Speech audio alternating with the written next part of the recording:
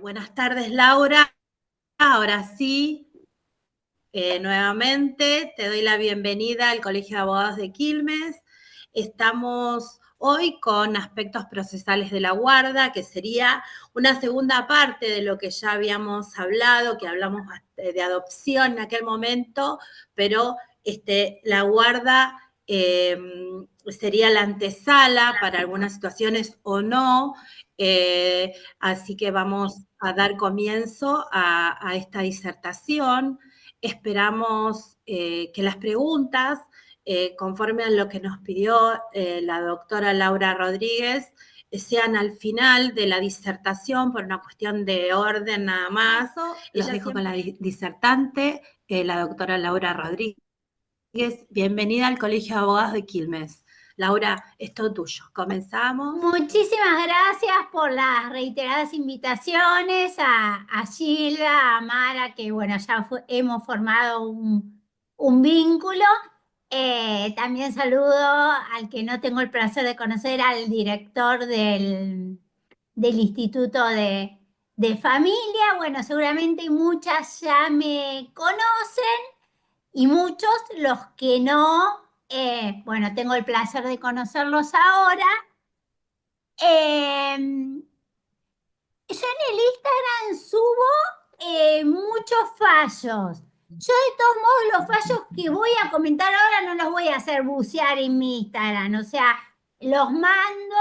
Además es un comentario mío el fallo y tal vez a ustedes les resulta más interesante otro aspecto. Pero es por si les interesa, yo constantemente suelo ser bastante activa, siempre que sale algún fallo novedoso lo subo por si les interesa, ¿sí? Y en realidad no subo el fallo, subo un comentario del fallo. Me escriben y yo mando el fallo, me dan el mail, yo... así que se los paso por si interesa, es mi nombre, es Laura Rodríguez, punto abogada. Luego les cuento una muy pequeña cosa en 2 segundos.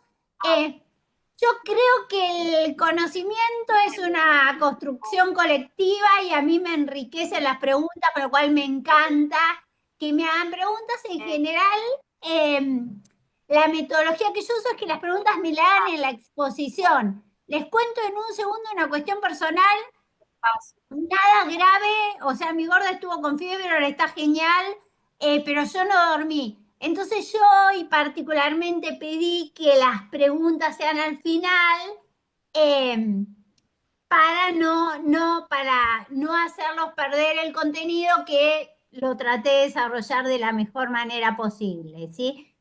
Yo sé que a las chicas no se les va a perder ninguna pregunta, pero como dicen los abogados, en el hipotético y poco probable caso que esto suceda, levantan la mano y hacen la pregunta, ¿sí? Sin duda. Bueno, para empezar a hablar de aspectos procesales de la guardia, el primer aspecto procesal lo encontramos en la inscripción en el registro de aspirantes a guarda preadoptiva. A mí me gusta esto que resalta Gilda, compartir la teoría y la práctica. Bueno, ya viene de los griegos, ¿no? Pero el desafío está en poder compatibilizar ambas cuestiones en la pedagogía, ¿sí?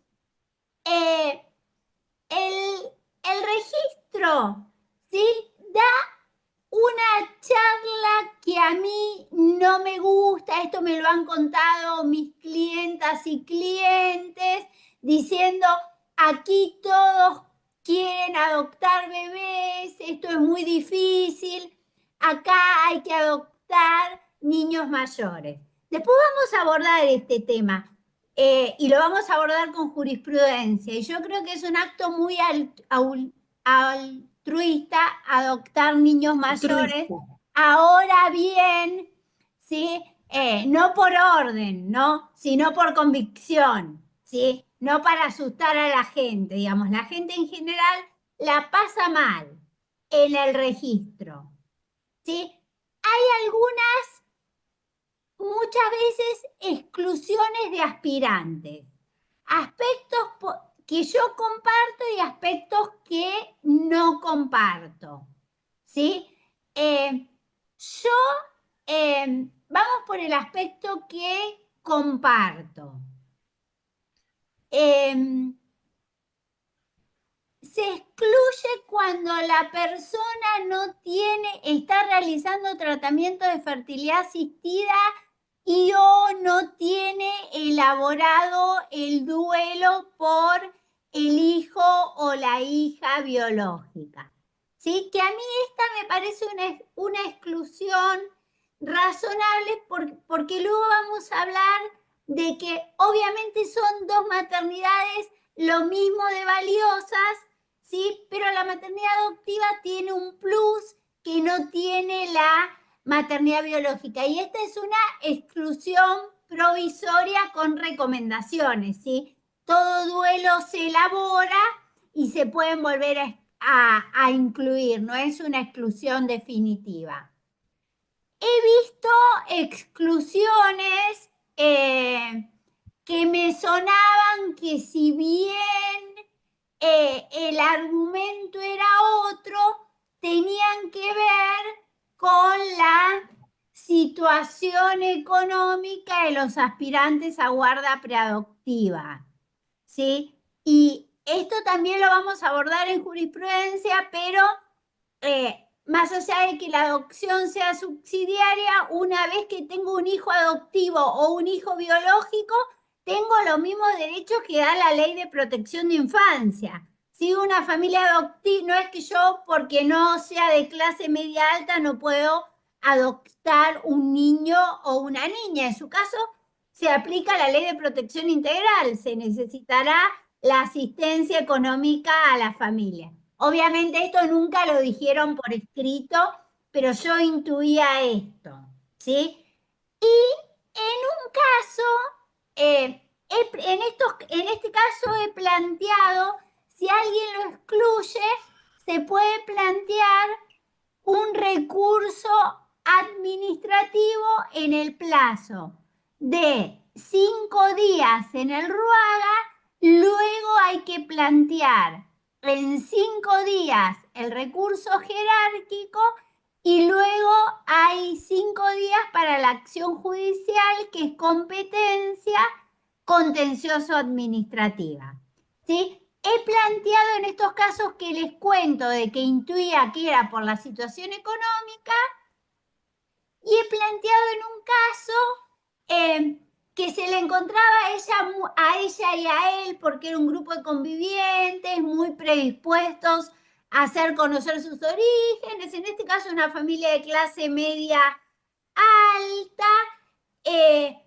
incluso estaban dentro del porcentaje pequeño que admitían adoptar un niño o niña hasta 6 años, ¿sí? Y dieron las razones, me parece, siempre conviene ser sincero, pero atendibles de por qué un solo niño,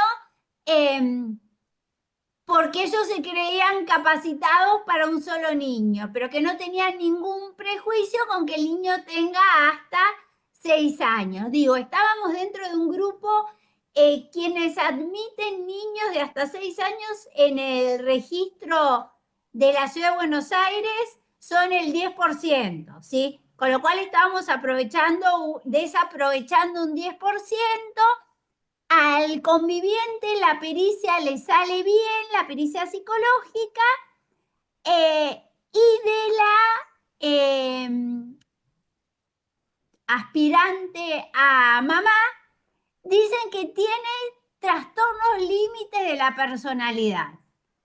Obviamente yo soy abogada, cuando veo esto, y aquí hago un paréntesis, pero vuelvo, ¿sí? Yo entiendo que cuando quedamos embarazadas, nadie nos hace un test de maternidad, eso está claro, ¿está bien?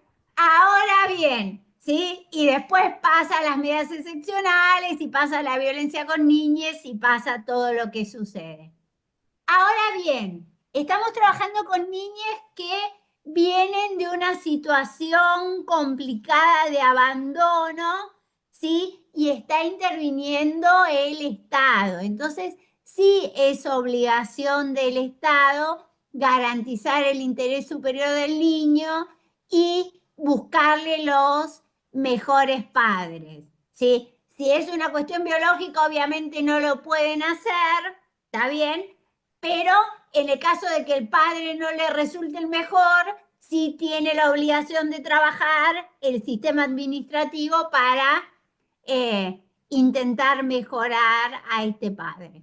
Hago otro paréntesis, ¿sí?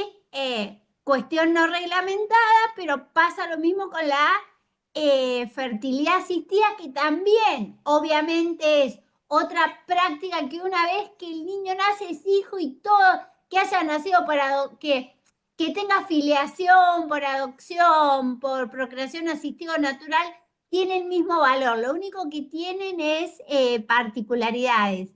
Ahí también me parece que hay un vacío, ¿sí? Algunos centros hacen test psicológicos, otros no. Bueno, digo, solo me vino este comentario, pero bueno, en este caso, cuando me viene lo del trastorno límite de la personalidad, le pregunto si está en tratamiento psicológico, ¿no? Y me contesta que sí, hablo con la psicoanalista me dice que hacía 30 años que hacía terapia con ella ininterrumpidos y que no tiene ningún trastorno límite de la personalidad y que estaba muy reflexiva sobre el proceso adoptivo y demás, que era una decisión muy, muy meditada. Interpuse el recurso jerárquico. No les puedo contar el resultado porque aún no me lo han dado, pero quería empezar por esto. Luego de ello, ¿sí?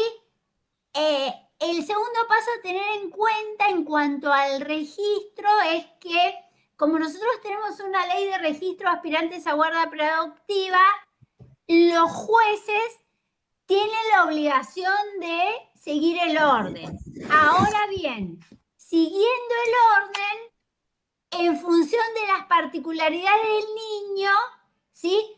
Pueden elegir a alguien que esté dentro de ese orden, pero, a ver, si están, para ponérselo en términos claros, están en el orden 10, el juez tiene que seguir en el orden 10, ¿sí? Y del orden 10, según, esto no está arreglado, o sea, según su criterio, citará a 3, citará a 2, citará a 5, ¿sí? Pero de esos 3, 2, 5 que cita siguiendo el orden, ¿sí? No es que gana el que está en el lugar 11, ¿está bien? Gana respetando el orden el que dentro de respetar ese orden resultó mejor para ese niño, ¿sí? Partimos de que obviamente todos son buenos porque todos son evaluados por el RUAGA, pero tal vez por las particularidades del niño resulte mejor, ¿sí? Alguno de estos 5, insisto, siguiendo el orden. Y después se retoma el orden, o sea, si llamaron del 10 al 5 y eligieron al 15, la próxima vez que llaman al 11, al 12, al 13 y al 14. ¿Sí? Bueno, ahora vamos a aspectos bien procesales, aburridos, y ya después empezamos en la jurisprudencia. ¿Es juez competente? ¿Es juez competente? Les chusmeo las preguntas, no puedo con mi genio. ¿Es juez competente el juez que declaró el estado de preadoptabilidad? ¿Sí? Esta es una de las pautas. Otra de las pautas procesales claras es que el proceso de guarda tiene un máximo de duración de 6 meses. En la versión anterior del Código Civil tenía un plazo de 1 año, ¿sí? También está establecida la obligación de escuchar, si es que se lo puede escuchar, ¿no? Si es que habla, no si es un bebé, pero de escuchar al niño o niña, ¿sí?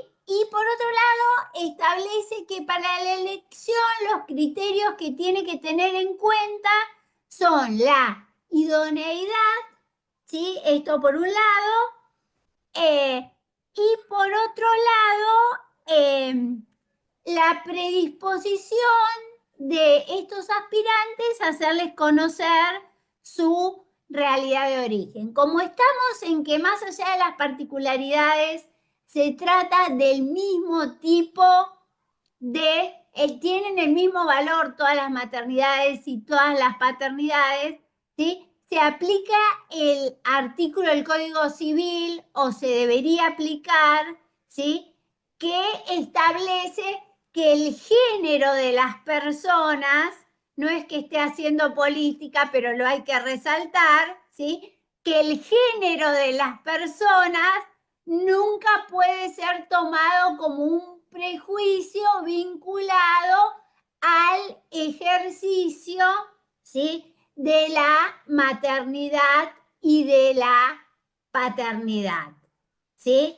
Si bien el código admite la adopción monoparental, la adopción de matrimonio y la adopción de convivientes, sean del mismo o de distinto sexo, ¿sí? Suele haber una predilección, ¿sí? Por esta familia tradicional compuesta por mamá y papá casados, ¿sí? Que es un modelo que por lo menos quedó antiguo. En la Ciudad de Buenos Aires hay 20% de matrimonios, esta encuesta salió el año pasado, no sé cómo vendrá este año, ¿sí? Pero hay 80 uniones convivenciales registradas y 20 matrimonios, ¿sí?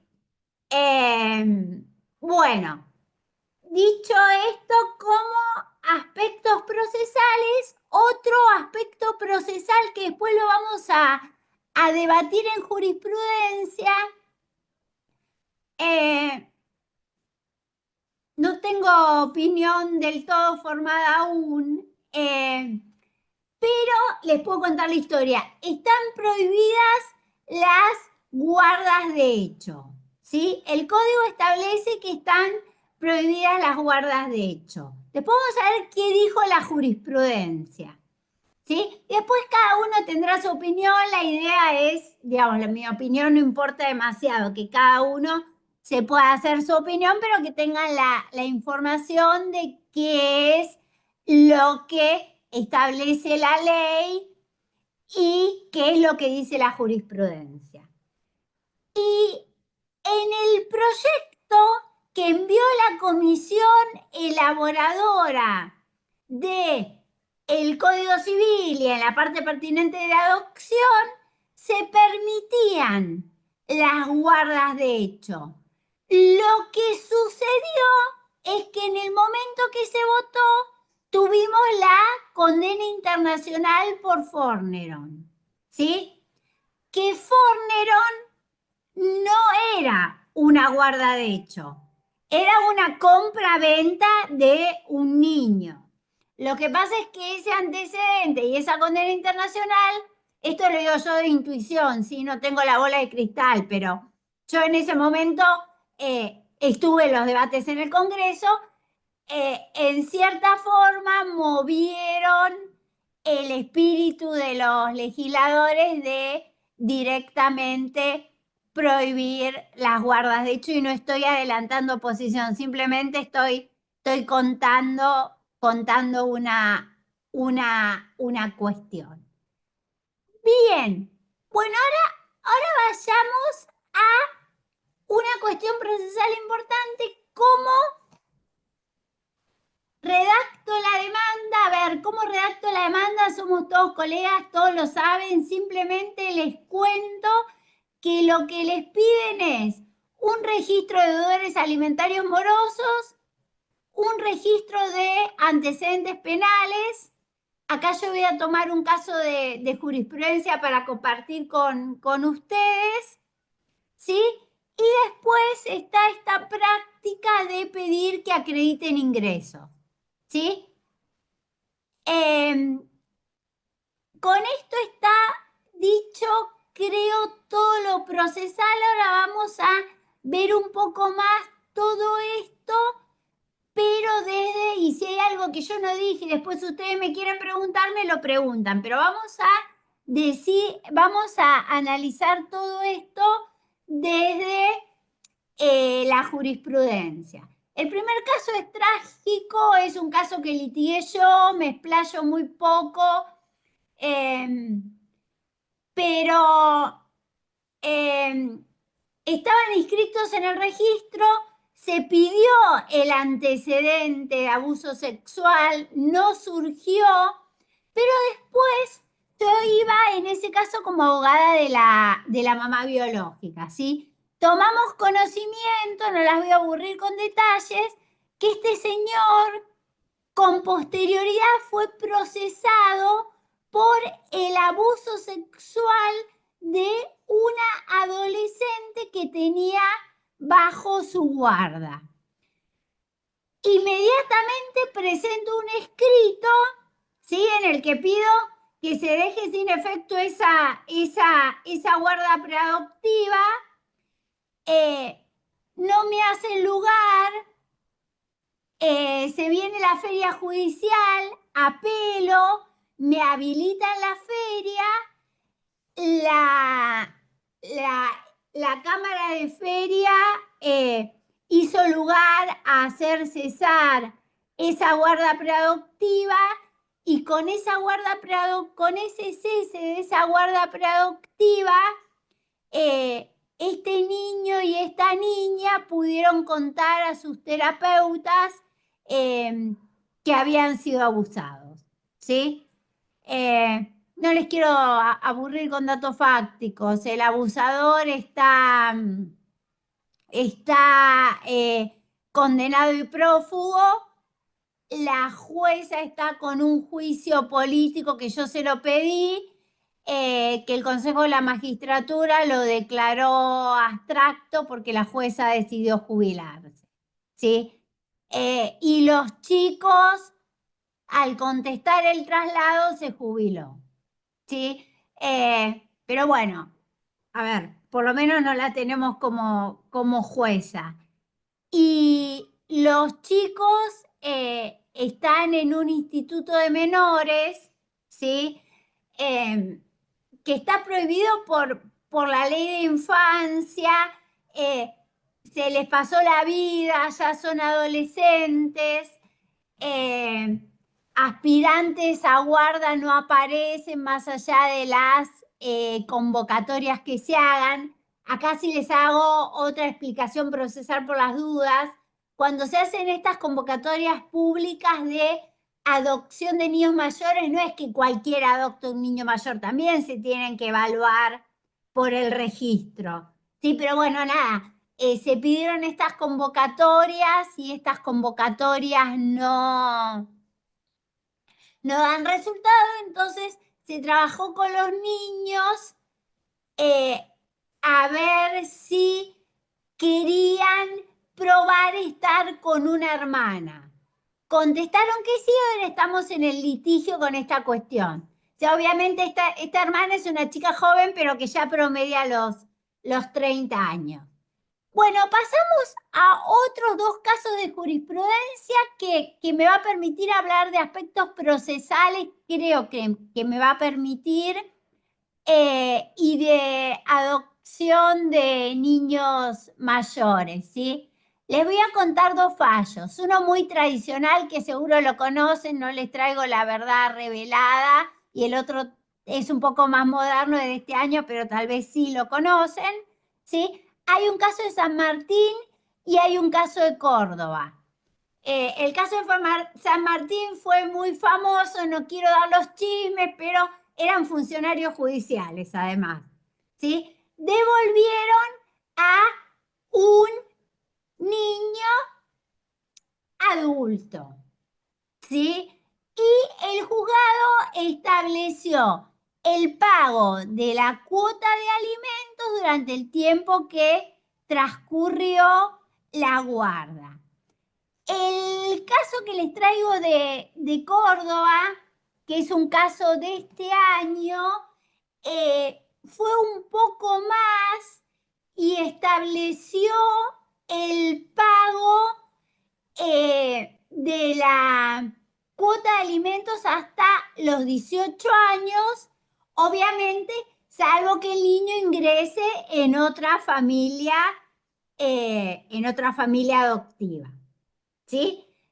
Dicho esto, me parece que son cuestiones esenciales que no pueden quedar reguladas, no pueden quedar fallidos, no pueden quedar sujetas a criterios jurisprudenciales, sino que tienen que estar reguladas, ¿sí? Porque sucede mucho esto de devolución de niños. Recuerden que la ley de infancia habilita a todo ciudadano o ciudadana a hacer planteos administrativos o judiciales o a presentar proyectos de ley, lo habilita la Constitución en pos de defensa de los niños. A mí me parece que esta cuestión está faltando. A ver, yo durante mucho tiempo trabajé en una ONG que trabajamos en amparos colectivos y trabajamos en temas vinculados con infancia.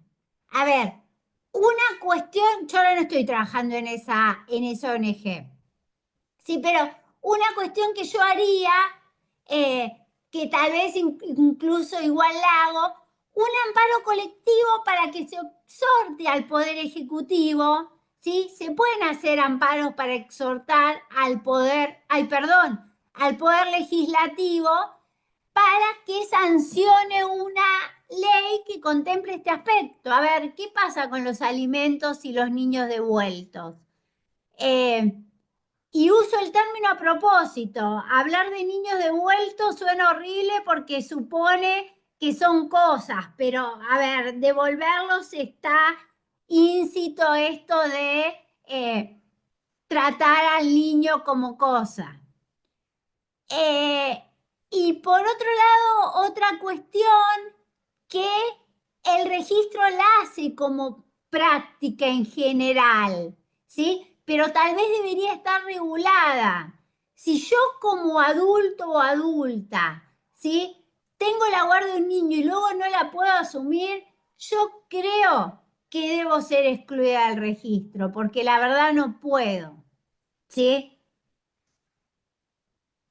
Es solo una opinión, pero en todo caso, establecer si, además de los alimentos, pensar si se puede regular algo más. Bueno, dicho todo esto, ¿sí? Porque parece que tengo una postura muy crítica para la cuestión de los adoptantes que devuelven niños. Ahora bien, también le dije que el registro le dicen que adopten niños grandes, pues si no, no van a poder adoptar sin ningún tipo de formación, ¿sí?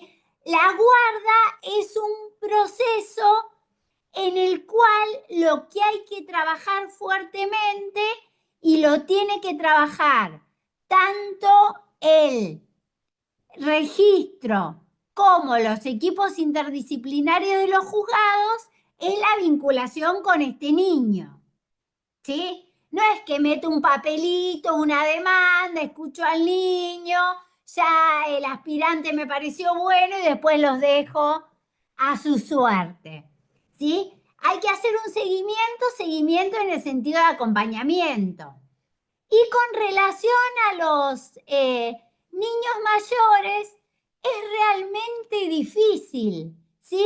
Entonces los esfuerzos de los equipos interdisciplinarios tienen que ser mayores porque son chicos que luego de la institucionalización, les hago un paréntesis, acá no me voy a explayar porque es lo que aprendí en el posgrado, pero soy abogada, ¿sí? Pero hay un autor que es un psicoanalista de niños famosos que se llama Winnicott, que hizo un estudio de los niños alojados en institutos de menores en las épocas de posguerra y los niños fallecían por depresión, ¿sí? y si no fallecen quedan con secuelas graves. Y esto tiene que ver con que obviamente la cuidadora no tiene que ser la mamá biológica, cuidadora o cuidador, pero tienen que tener una figura de apego. En un instituto, en un hogar de niños, van cambiando las cuidadoras, el niño no genera vínculo con nadie y esto trae consecuencias, ¿sí? Más allá de lo psicológico, tengamos presente que la institucionalización está prohibida por la ley de infancia. Entonces, con esto también hay que hacer algo, ¿sí? Tal vez la solución para el bebé no es así como para el niño es si hay la familia ampliada o algún referente afectivo, tal vez el bebé que fue abandonado no tiene familia ampliada y un referente afectivo, pero tal vez pensar en, bueno, nosotros en CABA tenemos una regulación de la familia solidaria, sí que tienen prohibido luego pedir la adopción, aunque se han dado casos que pidieron la adopción y la dieron, ¿sí? Pero, a ver, digamos, los bebés no debería, está prohibido por ley, pero además digo por la integridad, ¿no? Por el derecho humano fundamental a la integridad de estos bebés, ¿sí? Y de estos niños no deberían estar en institutos porque trae secuelas graves. Entonces, cuando se adopta un niño y se agrava más cuando están mucho en los institutos y se suman las complejidades, ¿sí? Son chicos que tienen trayectorias escolares, y acá les hablo como Laura mamá. A ver, son chicos que tienen trayectorias escolares complicadas, ¿sí? O sea, a mí me cuesta seguirla a mi hija con la tarea, ¿sí? Imagínense en un niño que tiene dificultades del aprendizaje, lo hay que llevar a maestras particulares, ayudarlos el doble con la tarea, son niños que tienen tratamientos psicológicos, son niños que tienen tratamientos fonoaudiológicos, en general, no todos. Son niños que tienen tratamientos psicopedagógicos, son niños que sienten como sus hermanos a chicos del hogar, ¿sí? Y muchos papás adoptivos a veces los llevan a visitar al hogar, pero es un trabajo extra, una mamá biológica no tiene que llevar. Muchas veces no se pudo concretar la adopción de grupo de hermanos, la ley establece que debe ser preferente, pero no es obligatoria. La 26061 sí dice que es obligatoria, pero bueno, acá hay una colisión de normas, pero en el caso de que no sea posible la adopción conjunta, hay que preservar el vínculo, ¿sí? Con lo cual, bueno, además por ahí hay que preservar el vínculo con un hermano, es un trabajo extra. Entonces es muy importante el acompañamiento, ¿sí?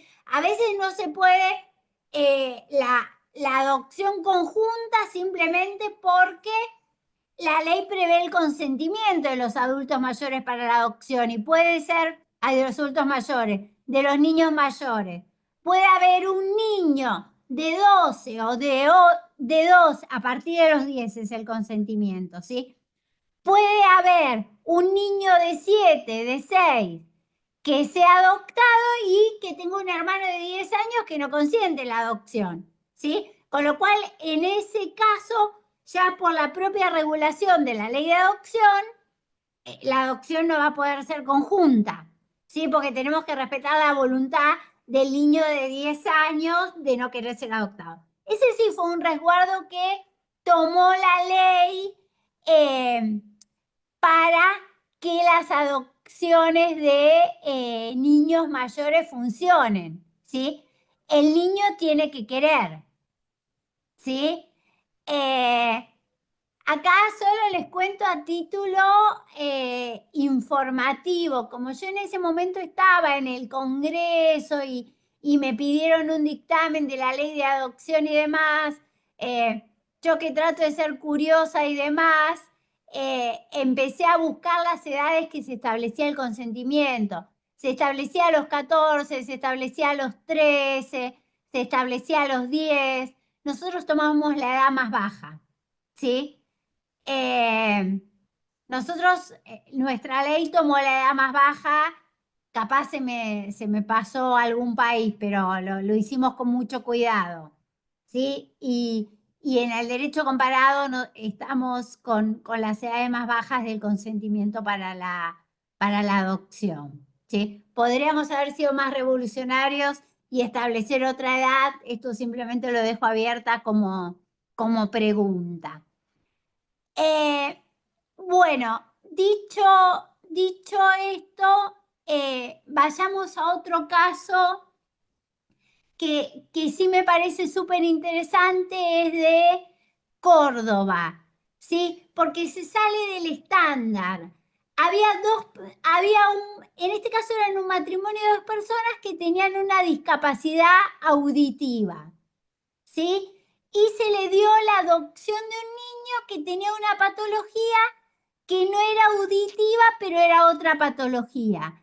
Y lo que resalta el fallo es que estas personas que tenían una discapacidad, recordemos que existe la Convención de los Derechos con Discapacidad, producto de su discapacidad, habían desarrollado recursos propios para autovalerse, ¿sí? La verdad no deberían haber desarrollado recursos propios para autovalerse, se los debería haber desarrollado el Estado, pero bueno. A ver, tenían recursos simbólicos que ante la ausencia estatal los pudieron desarrollar. Y que además habían generado una amplia red de apoyo, que es fundamental, ¿sí? Bueno, lo sabemos las que somos mamás, acá no le estoy diciendo nada para crear un niño. Y a su vez, que la patología que tenía el niño, que era una patología física, hacía que puedan desarrollar mucha empatía con el niño. Este es un caso de Córdoba que salió hace poco, ¿sí? Y que también me parece muy interesante porque se sale del estándar de la familia ideal. Recuerden que los pactos internacionales ya lo saben. Yo a veces me olvido, tengo la deformación de dar clases en la facultad en grado, ¿sí? Pero los pactos internacionales le dan valor a todos los tipos de familias, ¿sí?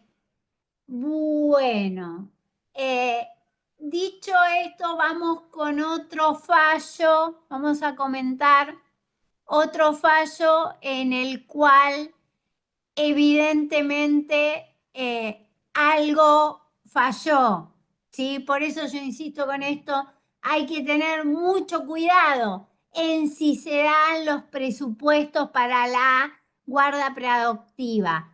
Por todos, sobre todo por el niñe, obviamente la ley de infancia dice primero los derechos de los niños, luego los de los adultos. No hay ninguna duda de esto, y esto lo ha reiterado la Corte y lo reiteran todos los juzgados y lo decimos todos nosotros cuando hacemos nuestros escritos, ¿sí? Pero también, a ver, incluso por los aspirantes a guarda preadoptiva, para no generarle una decepción a alguien que está atravesando una situación difícil, digamos, quien tuvo el deseo de tener un hijo sabe también la frustración que genera no poder tenerlo, quien vivió por esa situación, ¿sí? Bueno, en este caso, el niño fue dado en guarda preadoptiva y yo estoy de acuerdo con el fallo, pero se falló previamente y después se reparó el error, ¿sí?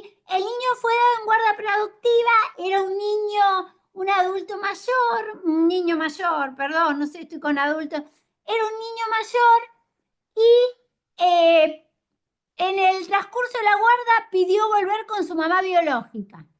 Lo escuchan y le hacen lugar a volver con su mamá biológica, a dar una voltereta, calculo yo, esto es una apreciación mía, ¿sí? Dicen que la madre ha cambiado, no sabemos si ha cambiado o si la jueza se dio cuenta que la pifió, esperemos que efectivamente la madre haya cambiado. Se respetó la voluntad del niño y volvió con su mamá biológica. ¿Sí? Bueno, eh, esto era lo que yo les quería contar. Dejé de chusmear las preguntas. Así que yo ahora tomo todas las preguntas y si hay algo que yo no dije y ustedes me quieren preguntar, si lo sé, lo contesto con mucho gusto. Sí, acá están las preguntas. ¿Qué La tal? ¿Cómo doctora estás? Josefina, bien, todo bien. Josefina Dalmazo, abogada del niño. Ella estuvo en un expediente como abogada del niño, dos hermanitos adoptados por sus guardadores. Un hermano no se quiere vincular con el otro que está en el hogar por violencia. La asesoría insiste en que se vinculen. Consulta si hay jurisprudencia sobre el tema para no violentar al hermanito que quedó institucionalizado. Hago una pregunta, no retuve el nombre de la colega que lleva el caso. Josefina Dalmazo. Josefina, ¿vos sos abogada de ambos niños o solo de uno de los niños? Ahora igual no te vado la pregunta, pero... Dice de los dos hermanitos adoptados y se ve que hay un tercero Ok, yo que creo que está... como hay intereses contrapuestos entre los niños, yo esto es mi humilde opinión, ¿eh? Yo lo que primero haría como abogada del niño es decir que dado que se generó contraposición de intereses entre mis dos representados, que a uno de ellos se le designe otro abogado, lo va a tener que hablar con un asesoramiento previo con los niños, ¿sí? Para que el niño no se sienta abandonado por su abogada y tratar de ver de qué niño es patrocinado por otra abogada tratando de generar de no generar iatrogenia, ¿no? De que no sea una mala práctica. Yo particularmente, ¿sí? Por la... A veces los intereses contrapuestos, esto nos pasa en el ejercicio de la profesión, ¿sí? Incluso con personas adultas. A veces los intereses contrapuestos no existen y luego aparecen, ¿sí? Entonces, yo, eh, particularmente en San Isidro, a mí nunca me pasó que me nombraron como abogada de dos niños. Pero si a mí me nombran como abogada de dos niños, pero insisto, es una opinión nada más. Yo no aceptaría directamente esta designación por si surgen intereses contrapuestos, explicaría esto y diría, no, a ver, del grupo de hermanos son hermanos, no quiere decir que sean iguales, ¿sí? Yo asumo el patrocinio de uno y de los otros que asuma otro colega.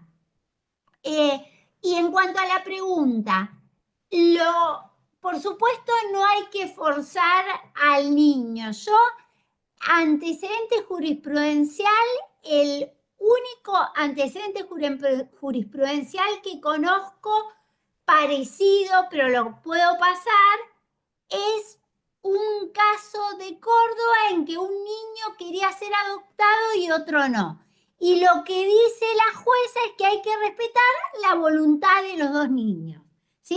Con lo cual, con cierta analogía, este fallo puede servir, ¿sí? Ahora bien, tenemos dos niños, ¿sí? Uno se quiere vincular y el otro no, hay que hacer una... ¿Vieron el criterio de la Corte Suprema que cuando hay derechos humanos fundamentales en juego hay que hacer una ponderación de cuál vale más? No hay otra, hay que elegir uno. Esto de que el interés superior es la satisfacción integral y simultánea de todos los derechos de los niños, niñas y adolescentes, ¿sí? Que primero lo desarrolló Sillero. A veces no se pueden satisfacer en conjunto todos los derechos, ¿sí? Y lo dice el mismo Miguel Sillero. Si en este caso no se puede con la satisfacción integral y simultánea, la máxima satisfacción, la mínima restricción, ¿sí? De los derechos de los niños. Por supuesto, hay que respetar el derecho del niño que se quiere vincular y el de que no se quiere vincular, ¿sí? Pero habiendo una situación de violencia, ¿sí? El niño que alega situación de violencia, ¿sí? Está en una situación de mayor vulnerabilidad. Entonces, por la situación de violencia, ¿sí? Hay dos derechos. De uno de los niños hay del niño que se quiere vincular con el hermano está su derecho a la autonomía progresiva, que a su voz sea oída, su derecho a tener vínculo con su hermano. Del niño que no se quiere vincular está en juego el derecho a su autonomía progresiva, a que su voz sea oída. El vincularse con el hermano es un derecho, no es una obligación, y está el derecho a no ser víctima de violencia. ¿Sí? Si yo tengo que elegir entre el derecho y entiendo que está complicada la situación, pero uno lo sigue litigando y lo sigue apelando y demás. Si está comprometido el derecho a vincularse, uno se quiere vincular y otro no, yo trataría de privilegiar el que no se quiere vincular sin abandonar al otro niño. A ver, el otro niño, la situación de violencia, ningún niño nace violento. ¿Vieron lo que dicen en penal? Ningún niño nace en una comisaría. Bueno, nada. Ningún niño nace violento tampoco. Con el otro niño, por supuesto, hay que trabajar, ¿sí? Para ver qué es lo que ha sucedido por el cual aprendió patrones de violencia. Siempre digo lo mismo, las que me escucharon les pido disculpas, pero yo lo que les digo a los niños y niñas es que todas las decisiones, que es un principio que todas sabemos, pero que relaja mucho y a los niños los relaja mucho, que todas las decisiones son provisorias, ¿sí? Porque está por un lado, uno puede generar de cierta forma más empatía con el niño que no se quiere vincular porque tiene una situación de violencia con su hermano. Pero por otro lado está la situación del niño que se quiere vincular con su hermano y esto de que las situaciones de violencia las aprendió. Decirle, explicarle, asesorarlo, ¿sí? Esto puede cambiar, se puede provisoriamente no tener vinculación, pero trabajar para que, a ver si vos podés cambiar algún patrón, trabajar terapéuticamente, ¿no? Yo pediría intervención del sistema de protección para que trabajen con ambos niños, con el niño víctima de violencia y con el niño que supuestamente o realmente ejerce violencia para que puedan cambiar patrones. A la doctora Dilenarda le pregunto, está, a ver, más que completa tu respuesta, muchas gracias. A la doctora Dilenarda le pregunto si hay alguna otra pregunta o no consulta, una pregunta general respecto al tema o una pregunta particular respecto al tema, ¿no? Porque puede ser un caso interesante que nos sirva a todos. De la doctora Tamarit y María Regazzoni son la misma pregunta en sí, que dice si prospera la guarda con referentes afectivos y si hay jurisprudencia con respecto a esto. Ay, gracias por la pregunta, sí. Gracias por la pregunta a las dos colegas. La mayoría de los juzgados lo que hacen es lo siguiente. Después les cuento si les interesa lo que hago yo como abogada del niño, pero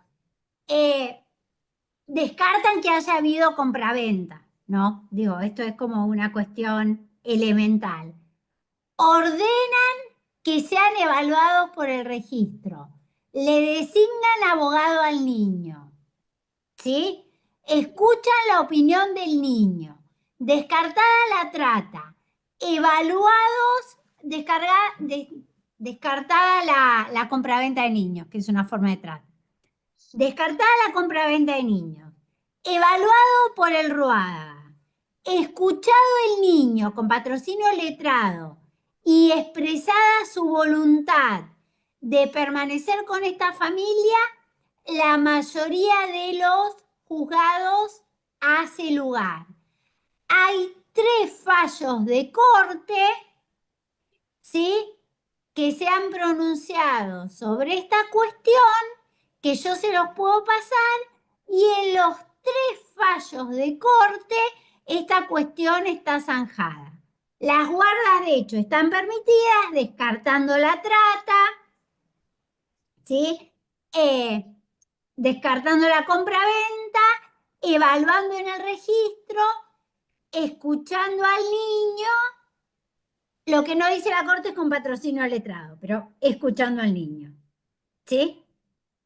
Así que si les toca litigar una cuestión así, digamos sin miedo, lo más probable es que le den lugar en primera instancia y que nadie lo apele, ¿sí? Y si lo apela alguien, lo apela a una asesora de menores muy atada a la ley o una defensora de menores. En la instancia de corte le van a dar lugar siempre que se cumplan estos requisitos, ¿sí? Si llega el caso, a mí cuando me llega el caso de una guarda de hecho patrocinar a un adulto o una adulta, lo que hago es, bueno, no te inscribiste en tu momento, andá, inscribite y evaluate en el registro, ¿sí? Después pido que se le designe abogado al niño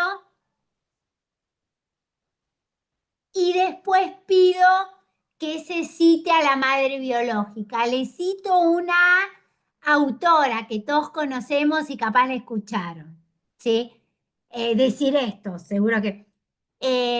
Nelly Mijalski siempre dice que el hecho de elegir a los padres de nuestros hijos en situaciones en que, de nuestros hijos biológicos, en situaciones que una mujer, porque también son situaciones dolorosas.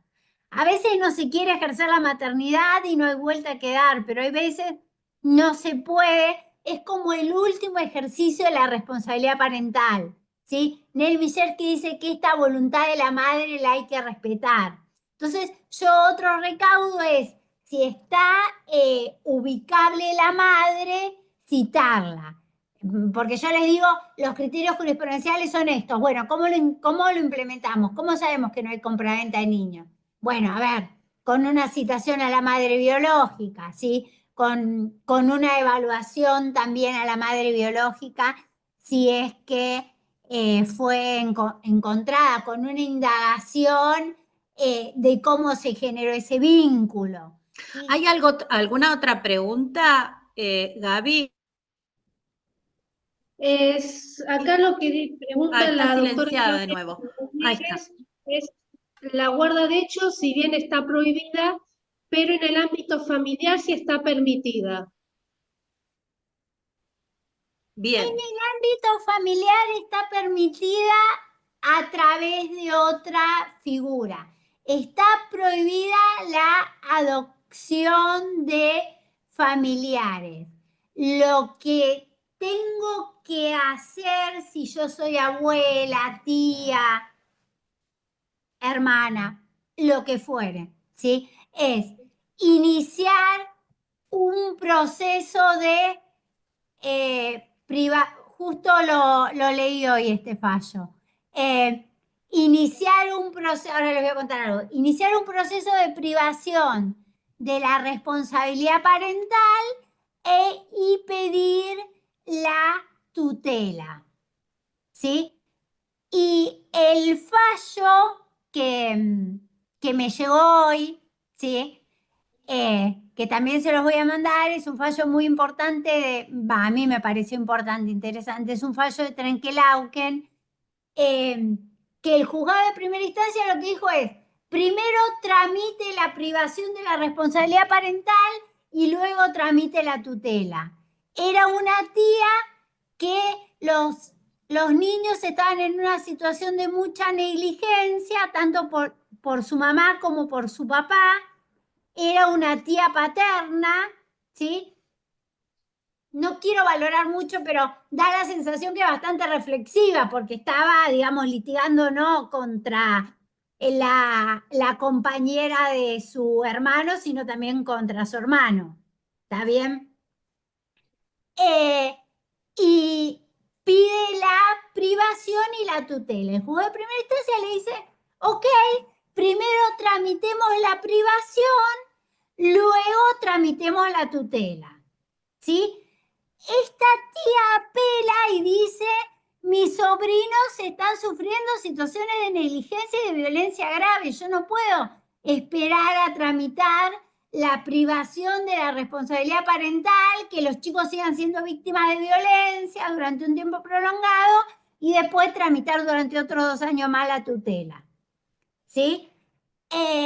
Y la Cámara de Apelaciones de Trenquelauquen le ordena al juzgado de primera instancia que tramite los 2 expedientes en forma conjunta, ¿sí? En forma conjunta, de manera urgente, dándole prioridad y en un plazo breve, ¿sí? A mí me pareció un fallo muy interesante, me pareció muy interesante la actuación de la colega de Trenquelauquen. Tal vez lo que yo hubiese hecho, pero porque a mí se me hubiese ocurrido de otra manera en un caso así, hubiese tramitado la privación de la responsabilidad parental, hubiese hecho la denuncia por violencia familiar, ¿sí? Recuerden que acá hay un problema, ¿sí? Porque la ley de violencia familiar dice que la denuncia la tienen que hacer los efectores de salud, los públicos, el asesor de menores, cuando son víctimas a través de los representantes legales, y la ley de violencia de género dice que como es solo para las niñas, no para los niños, ¿sí? Que las niñas la pueden hacer directamente la denuncia, ¿sí? Más no los niños. Perdón que salte de temas, pero me parece que nos está faltando una ley de protección de la violencia contra niños, porque una cosa es mujer, ¿sí? Que me parece que claramente prima lo de ser mujer. Me parece que cuando hay niños y niñas víctimas de violencia, prima más la cuestión de la franja etaria, no la cuestión del género, aunque hay algunos componentes del género. Porque si no pasa esto, ¿sí? La niña puede denunciar directamente la violencia o la adolescente y el niño que es víctima de violencia no puede por ser niño. ¿Está bien? Sí, más allá de que me autoproclamo feminista, digo, uno reflexiona ciertas cuestiones. Pero bueno, yo hubiese hecho la denuncia por violencia, hubiese iniciado el expediente de privación de la responsabilidad parental y hubiese pedido como medida cautelar una guarda por el plazo que el juez la quiera dar, y una vez que tengo la medida cautelar iría pidiendo prórrogas y mientras tanto usaría la figura de la guarda en miembro de la familia empleada, ¿sí? Que dura 1 año, prorrogable por 2 años. Entonces me evito toda esta cuestión es como que fue por lo máximo, lo de la privación, cuando podría haber pedido 1 año prorrogable. 1 año prorrogable Perdón, 1 por año otro, prorrogable por 1 más. 1 año, Está bien, dije no, mal. no se lo quería aclarar, no, por 2 dijiste, por eso No, son 2 aclaro. años, no, pero es 1 año prorrogable por otro año y después se tiene que iniciar la tutela, ¿sí? O sea, la jueza, perdón, la colega que es loable el hecho de haber apelado esto y la Cámara de Trenquelauquen le trató de buscar una solución, más allá de esta cuestión, ¿sí? Me parece que vino mal encausado. Yo podría haber hecho una denuncia por violencia, hubiese pedido una guarda en un miembro de la familia empleada a través de esta figura de un año, y por la violencia familiar una medida cautelar, y después pedía la tutela sin necesidad de pedir la privación de la patria potestad. Muchas ¿Sí? gracias. Que se puede pedir la inconstitucionalidad del plazo del 657 y extender, si se logra y se prospera, se gana la inconstitucionalidad, que hay un montón de jurisprudencia. Hay mucha jurisprudencia. Y no se necesita la tutela, porque me pasa en un caso en Quilmes que la guarda la tiene la abuela y no tiene sentido iniciar otro proceso. Con pedir la inconstitucionalidad del plazo, ya está. Gracias, Mara, por el aporte. Hay mucha jurisprudencia sobre esto, ¿sí? Y ya que estoy, les cuento que es un aspecto procesal. Tengo que buscar el fallo, no me acuerdo. Creo que es de Córdoba. Se los voy a pasar, pero los tengo todos guardados, pero vieron que el Consejo de Derechos tiene un plazo para de 180 días para pedir la preadoptabilidad, ¿sí? El sistema de protección presentó un escrito diciendo que todavía no estaban dadas las condiciones para que vuelva con la familia de origen, pero tampoco estaban dadas las condiciones para que los chicos sean adoptados, porque no querían ser adoptados, querían volver con su familia de origen, ¿sí? Entonces se declaró la inconstitucionalidad del plazo y se intimó al órgano de protección a que trabaje fuertemente con políticas públicas para fortalecer a esta familia, ¿sí? Resaltando que obviamente en la adopción el tiempo vale mucho, se pierde mucho tiempo, ¿no? Es irrecuperable el tiempo perdido. Sí, no había más preguntas para contestar. ¿Hay alguien que quiera hacer otra pregunta? ¿Hay algún colega que quisiera hacer otra cosa? Gracias por la pregunta. Acá me hacen una pregunta. ¿Hacen falta testigos para la guarda? No, no hacen falta testigos. Ustedes saben. Muy bien. ¿Viste otra pregunta, Gaby? Sí, acá preguntan, dice, si se puede iniciar la tutela o primeramente la guarda y cuándo culmina el plazo de la tutela. Poco lo contestó Mara. Por eso, digamos, esta abogada, si bien yo ponderé el fallo porque trató de darle una solución, empezó mal. Primero tiene que iniciar la guarda, después pedir la prórroga, un año, otro año y después la tutela, o incluso un año, inconstitucionalidad del plazo, prorrogar la guarda y después pedir la tutela. Pero a la pregunta concreta, pues si les di muchas vueltas. Primero hay que iniciar la guardia y luego la tutela. No, igual hiciste todo el caminito, gracias. Igual hiciste todo el caminito para que sea bien claro. Esto en el Instagram, si me quieren preguntar algo, yo contesto. A mí me gusta compartir el conocimiento. Lo trato de hacer con la mayor humildad posible. Por eso siempre le digo, es lo que haría yo. Capaz otra colega hace otra cosa que es mejor que la mía. Pero si alguien me pide una opinión... Ahí Mara está levantando la mano, ¿la pueden? Escúchame, el fallo de la guarda preadoptiva de Córdoba es del 2021, porque creo que lo encontré. No, todos los fallos que les cité de Córdoba son de este año. Están todos subidos en el Instagram. A ver, si quieren hacemos esto. Los buscan en el Instagram y si no los encuentran, porque el Instagram yo todavía no lo entiendo muy bien. Vieron que de según cuando uno se mete la información que le va surgiendo y demás, me escriben y yo se los mando. Ok, gracias, Lau. ¿Sí? Pero sí, está subido Bueno, Laura, los de Córdoba y los de la Corte. Dinos el Instagram, por favor. El Instagram es laurarodríguez.abogada. Igual insisto, si tienen que entrar a bucear, me escriben por mensaje privado y me los piden.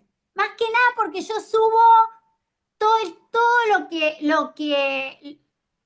no es por nada, ¿sí? Es simplemente porque doy clases en la facultad, porque formo parte de muchos grupos, entonces como que me llega la jurisprudencia, no es que salgo a buscarla como loca, pero me llega la jurisprudencia y yo siempre que sale algo novedoso lo subo. Estos fallos son recientes, son de marzo, todos los que le cité, y el de Trenquelauquen lo voy a subir mañana o pasado. Sí, así que calculo que los van a encontrar rápido, pero si no los encuentran, me los piden, no hay ningún problema. Y más que nada para que vayan teniendo acceso a toda la jurisprudencia novedosa que surge. Y yo les cuento, no les quiero sacar tiempo. Trato de subir mucho jurisprudencia novedosa y que sirva, pero a veces también cuento malas prácticas y doy mi humilde opinión de cómo yo resolvería esa mala práctica, ¿no? Porque, o sea, lamentablemente me parece que todavía hay más malas praxis judiciales que buenas prácticas. Así que, Y te agradezco enormemente tu generosidad y nos vemos en la próxima. Lau, ya te despedimos del grupo. Si alguien quiere decir algo más, creo que está. Bueno, chicas, completos les por hoy. agradezco la invitación. Un beso grande, gracias Laura, Un beso gracias grande. de Hasta luego, parte de gracias todos. a todas y a todos. Hasta luego.